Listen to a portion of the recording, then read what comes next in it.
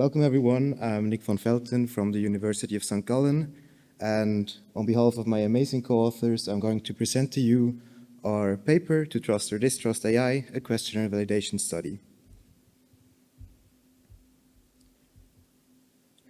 The most commonly used definition of trust on AI in the literature on human-AI interaction is attributable to Lienzi's definition of trust in automation, the attitude that an agent will help achieve an individual's goal in a situation characterized by uncertainty and vulnerability. In the case of AI, the uncertainty is often built into the system itself, and vulnerability comes from our dependence on its critical tasks. However, just trusting something isn't enough. Ideally, the trust that an individual puts into a system is calibrated with its trustworthiness. Thus, high trust should be put into systems with high trustworthiness, and no or low trust should be put into systems that lack trustworthiness. This brings us to the interesting question. If warranted trust means that trust is calibrated with trustworthiness, then if an AI system is untrustworthy, not only is a person's trust unwarranted, but also distrust could be warranted. But how is trust in AI measured? 89% of publications measure trust in AI via questionnaires, thus defining them as a psychological construct. The most used measure is the Trust Between People and Automation scale by John and colleagues. It consists of 12 items with five negative items and 7 positive, measuring trust.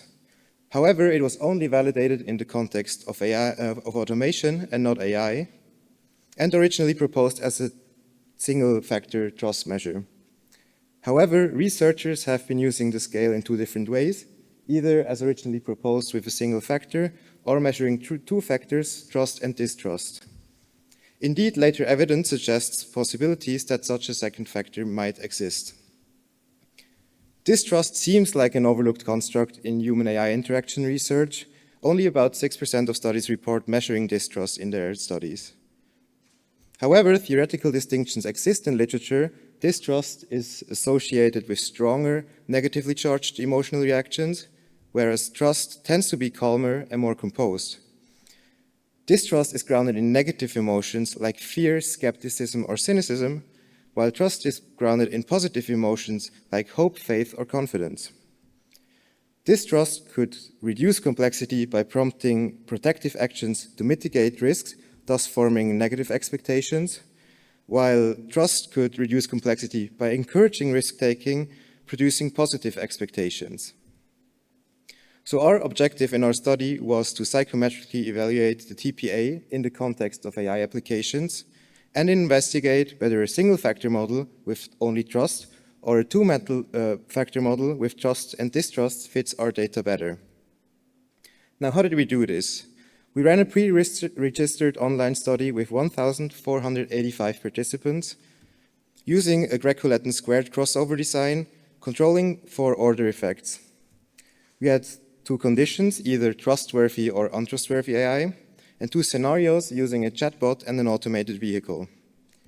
Participants were assigned to these conditions, and after each scenario, they completed the TPA, the STS, Situational Trust Questionnaire, and the PANAS for measuring positive and negative affect. Here you can see the procedure for one participant. For instance, they have been assigned to the trustworthy condition first, and the chatbot. The resolution is not good enough. So yeah, it basically answered questions wrong that were really obvious, like is a mouse larger than an elephant or not? And afterwards, they were assigned to fill in all these questionnaires before being assigned to the untrustworthy condition in the automated vehicle. And I think the resolution is good enough to see why this is untrustworthy. Before again filling in the questionnaires. Now for our results, I'm going to focus on construct validity here, but in our paper there's different types of validity and also reliability reports. To test if a single or 2-factor solution better fit the data, we conducted confirmatory factor analysis. And while the chi-squared was significant for both, which is expected for such high sample size, it was considerably lower for the 2-factor solution. The RMSEA wasn't satisfactory for either, However, SRMR suggested poor model fit for the TPA with 1 factor and good model fit with 2, and the same goes for the CFI. To test convergent and divergent validity, we looked at the correlations between the questionnaires, which also revealed interesting findings. The negative correlation between trust and distrust was about minus 0.70, much lower than the near-perfect inverse correlation that the original authors of the TPA found and took as evidence that trust and distrust are opposite ends of one spectrum. Given our weaker correlation, we argue that trust and distrust are not simply two sides of the same coin. As pre-registered, trust also correlated positively with positive affect and negatively with negative affect, while distrust showed the opposite pattern. However, the relationships were not just reversed in sign. Trust and distrust were linked to different emotions to different degrees. These results support convergent and discriminant validity of the scales and provide further evidence that trust and distrust may be distinct constructs. Now, this means at the measurement level, the one-factor structure doesn't hold up well in our AI scenarios, and the two-factor approach appears to be more robust and shows psychometric improvements. This brings us to the question, what does this conceptualization of trust and distrust give us? In the classic one-dimensional conceptualization, there is either high or low trust on a single axis. Thus, distrust would be equal to low trust or the absence of trust.